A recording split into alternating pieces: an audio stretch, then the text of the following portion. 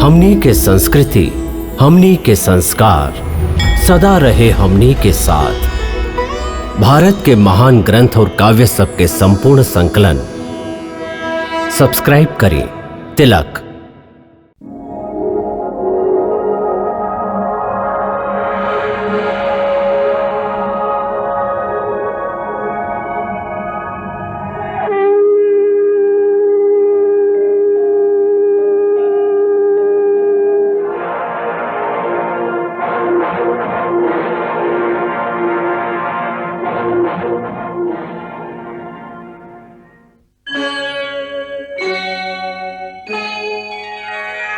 कृष्णा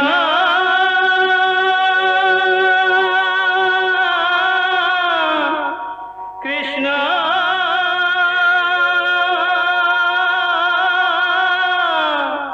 हरे कृष्णा हरे हरे।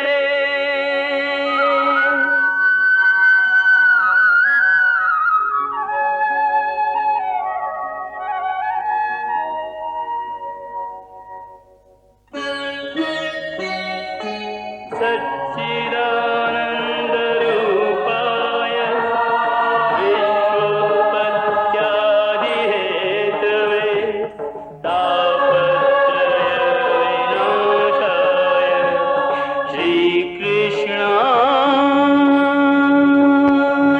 वयं नमः।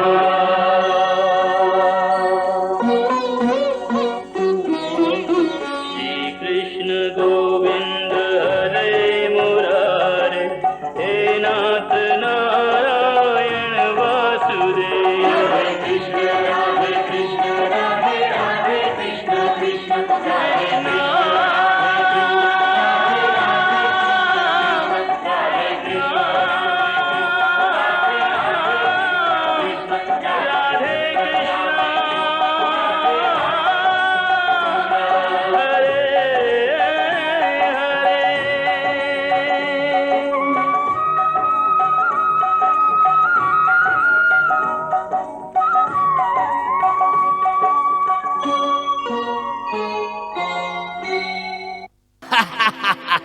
गुरुदेव, आपके और भानासुर के अंत के कारण शंबरासुर न रहन, बल्कि प्रद्युम्न रहे। प्रद्युम्न,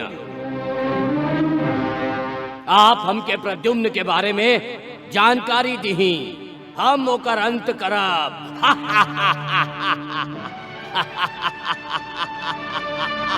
और शंबरासुर के अमरत्व प्रदान करब। मूर्ख, हम शंबरासुर के अमृत ना प्रदान कर सकली तो तू उनका कैसे अमृत प्रदान कर सकबा? देखा, ए लोक में एक ही सत्य है, अरूह मृत्यु। प्रद्युम्न के पीछा कैल एकर एक ही मतलब है, सर्वनाश के ओरी गईल। गुरुदेव, आप असुरन के गुरुदेव हैं। रहली, बाकी अब ना। अब हम खाली मुक्त आत्मा हैं। अब हमके क्रोध, लोभ, मोह, मद आदि भावना का स्पर्श भी ना होला। अब का योग्य है और का अयोग्य है ये हम हूं जानत हैं। ऐसे हम कहत हैं कि जे गलती हम कैले हैं वो तू मत करा। यदि उहे गलती दोहराइबा तो तुहार भी अंत हो जाई। हम शंबरासुर के राजमहल के ऊपर भ्रमण करे वाला काल पुरुष के देखले रही, बाकी हम अपना ही आश्रम के ऊपर भ्रमण करे वाला काल पुरुष के ना देख सकली। अब हम देख सकत हैं कि तुहार माथा पर भी काल पुरुष के काला छाया तैर रहल हा। गुरुदेव, आप हमके भयभीत करे के प्रयास मत करी। हमके ई बताई प्रद्युम्न कहवा हा?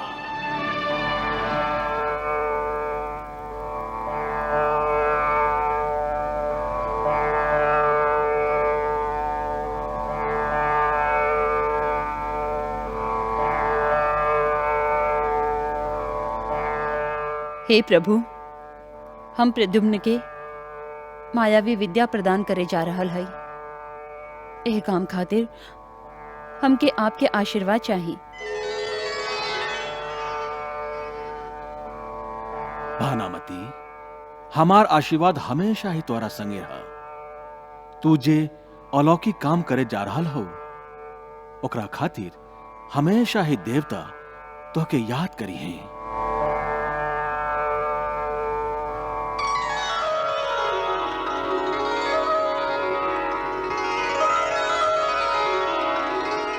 बेटा प्रद्युम्न, हमके वचन द कि मायावी विद्या के उपयोग खाली त्रिलोक के कल्याण के खातिर ही करब।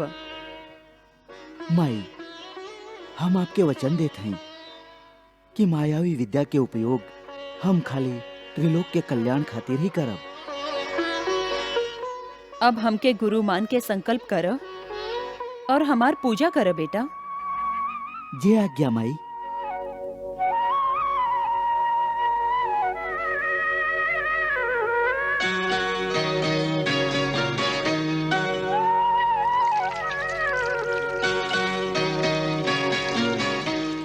हमके बताई प्रद्युम्न कहवा हा?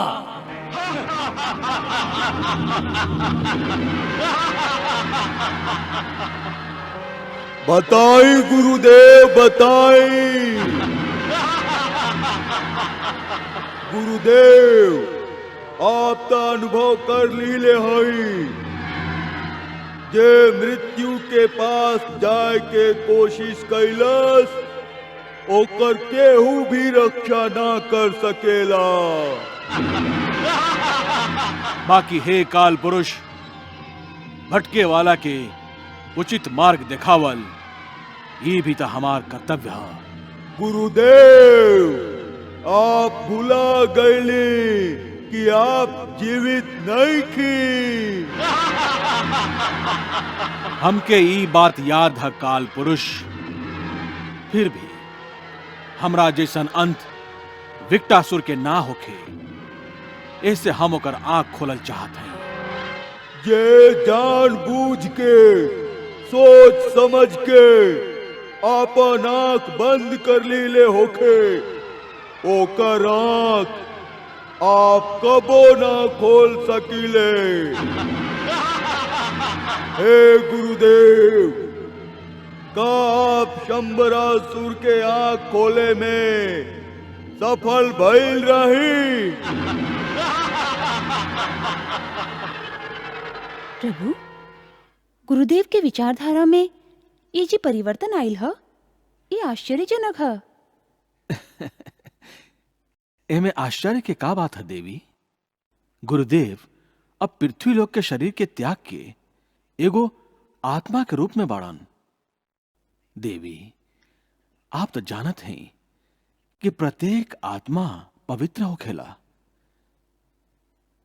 मृत्युलोक के आत्मा जब मृत्युलोक के त्याग के यमलोक जाला, तब वो अपन शरीर के त्याग करेला।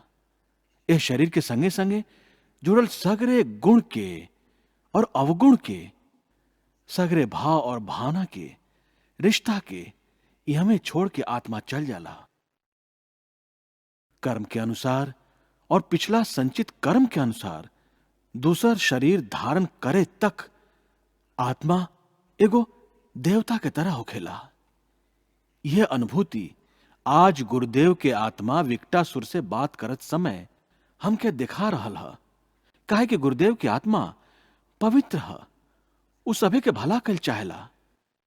गुरुदेव की आत्मा भविष्य में का होई ई जानत है और विकटासुर के सावधान करे के प्रयास कर रहल है।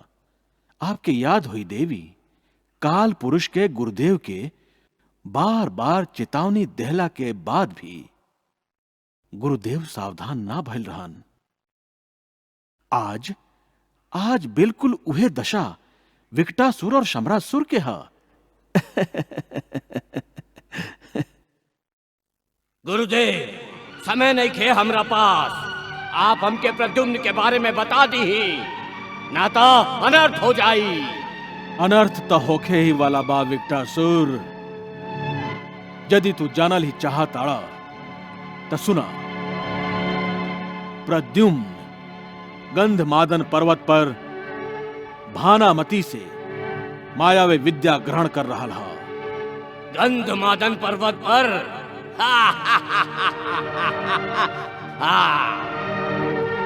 अब देखी गुरुदेव, हम प्रद्युम्न के कैसे नष्ट करत हई। प्रद्युम्न के नष्ट करत करत तू स्वयं नष्ट मत हो जइहा विकटासुर। गुरुदेव, हम प्रद्युम्न आपके शिष्य आपसे विनती करत हैं कि आप हमके मायावी विद्या के शिक्षा देके अनुग्रहित करें। आसन ग्रहण करो बेटा। जय आज्ञा गुरुदेव। अंतरिक्षाय स्वाहा। इदम अंतरिक्षाय इदम नमः नमः नमः। ओम अग्नये स्वाहा। इदम अंतनय इदम नमः नमः नमः।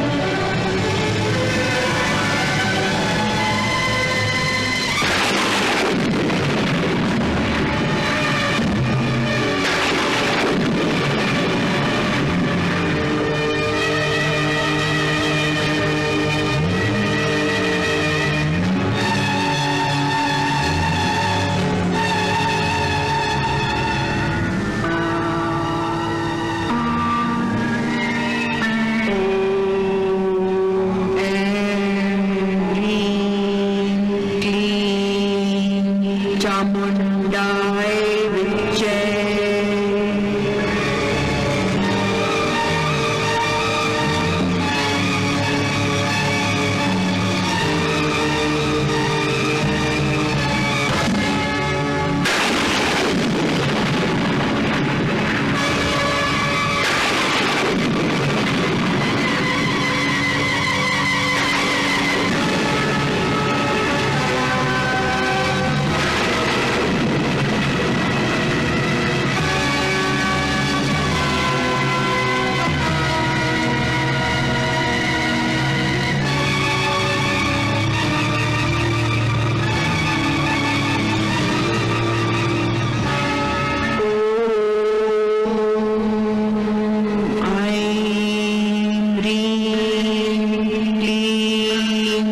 चामुंडाय विच्चे।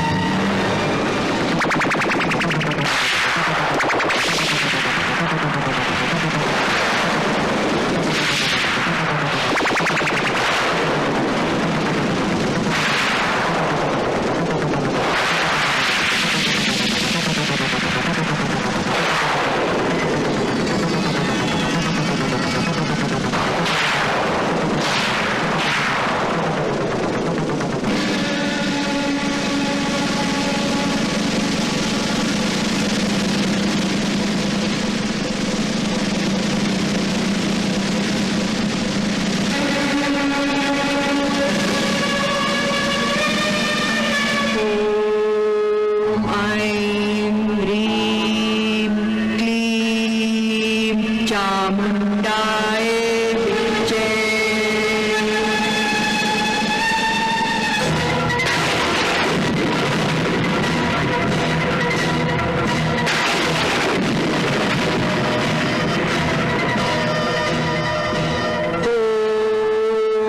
ओम ऐं ह्रीं क्लीं चामुंडाय विच्चे।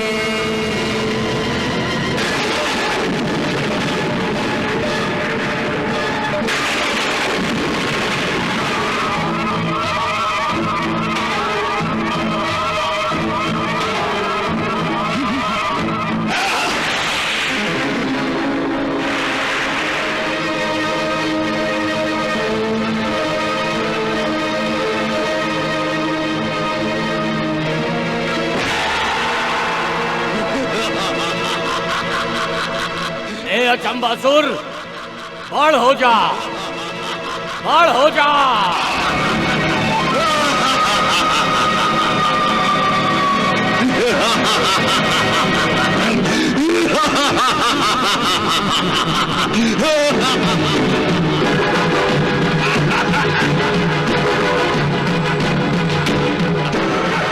हे स्वामी, अचंबासुर के प्रणाम स्वीकार करी। विजयी होखा। सेवक के का आज्ञा है स्वामी? तू गंधमादन पर्वत पर जाके भानुमति और प्रद्युम्न के विनाश करा। जा, जय जा। आज्ञा स्वामी।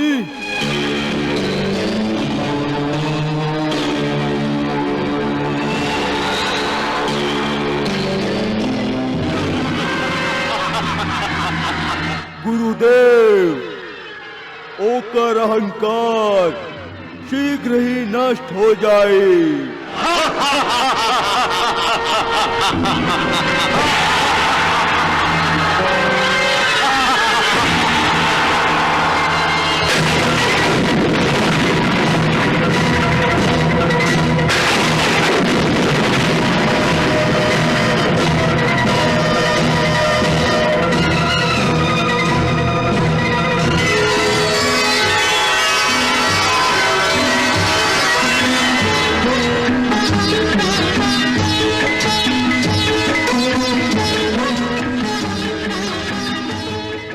के मायावी विद्या में निपुण कर दिले हैं। अब हम तोहके मायावी विद्या के प्रयोग करत देखल चाहत हैं। जैसन आपकी आज्ञा गुरुदेव।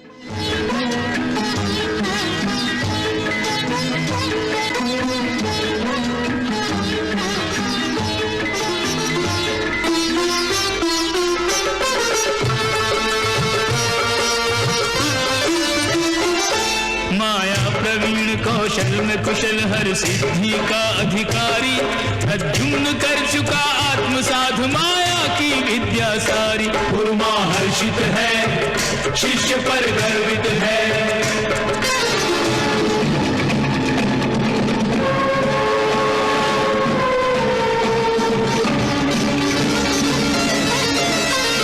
लघिमा विद्या को सिद्ध किया, लघु रूप बनाकर आया है, लघु रूप बनाकर आया है। माया विराट करने का गुण गरिमा की सिद्धि से पाया है, गरिमा की सिद्धि से पाया है। पलकों के झपकने से पहले लो अपना रूप छिपाया है, अपना रूप छिपाया है। अभी ओझल था अभी प्रकट हुआ, यह चमत्कार दिखलाया है, चमत्कार दिखलाया है। क्या अचरज माया पति का पुत्र यदि हो गया मायाधारी, प्रद्युम्न कर चुका आत्मसाध माया की विद्या सारी। गुरुमा हर्षित है, शिष्य पर गर्वित है।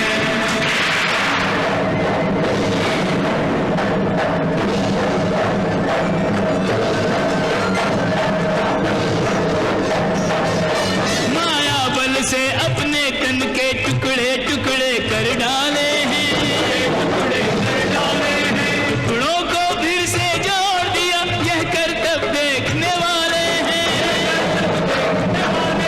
लघु से विराट, नर से नारी, स्वेच्छा से रूप बदलता है, माया को माया से काटे, जादू पर जादू चलता है।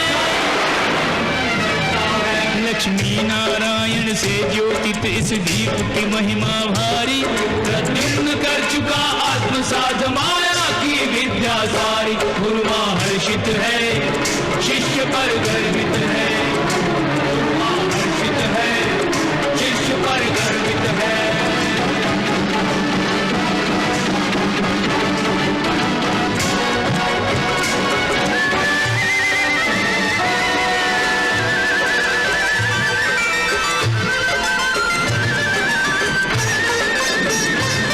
सुरगण प्रसन्न, अब शीघ्र शंबरासुर का वध हो जाएगा।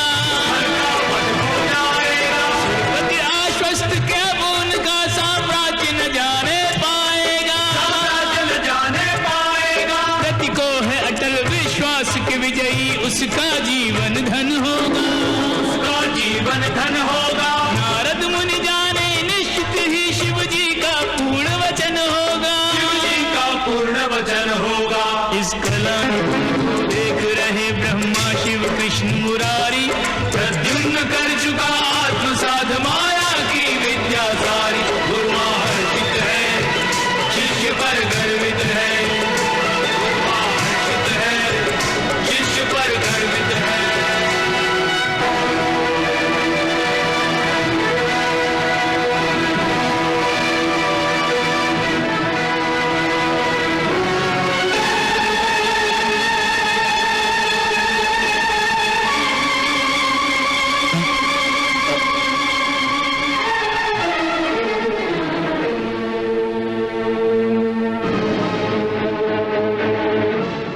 गुरुदेव, आप कहवा हैं? बेटा प्रद्युम्न, मायावी विद्या के प्रयोग करके हमके ढूंढ निकाला।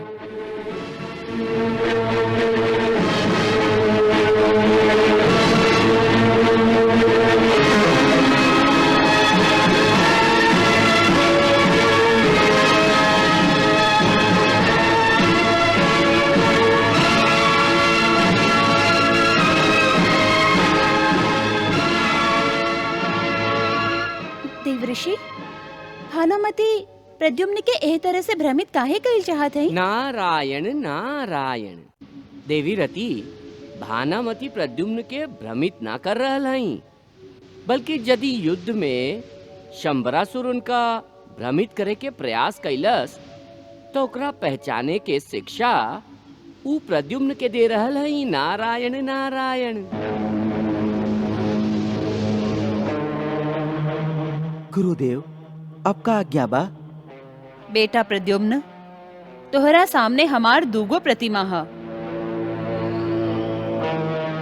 तू आपन विद्या के प्रयोग करके इनका में से हमार असली रूप ढूंढ निकाला।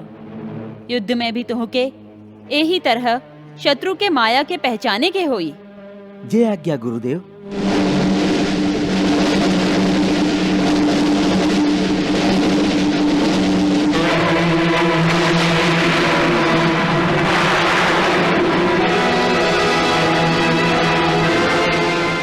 बेटा प्रद्युम्न, तो मायावी विद्या में निपुण हो गई बाड़ा। तोहार निपुणता के देख के हमार मन बहुत ही प्रसन्न हो गई है।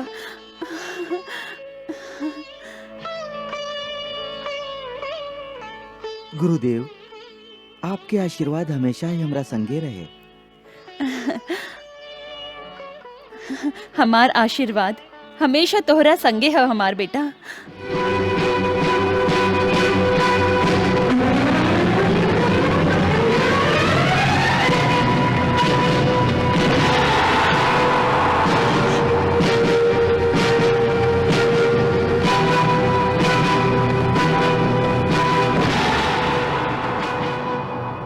गुरुदेव, शिक्षा तब समाप्त हो चुकल है, बाकी आप गुरु दक्षिणा के मांग ना कैली। तू हमके गुरु दक्षिणा दिहल चाहेला ना? हाँ गुरुदेव। तो उठाओ बेटा। गुरु दक्षिणा में शिष्य उहे देबेला जे गुरु चाहेला। आपकी इच्छा हम जरूर पूरा करब गुरुदेव।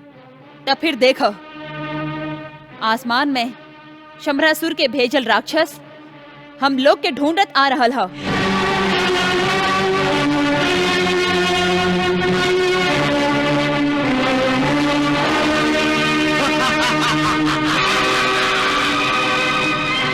तो हमार दिहल शिक्षा से उ राक्षस के वध कर दो। इहे हमार गुरु दक्षिणा होई। जी आज्ञा गुरुदेव। विजयी होकर हमार बेटा, विजयी होकर।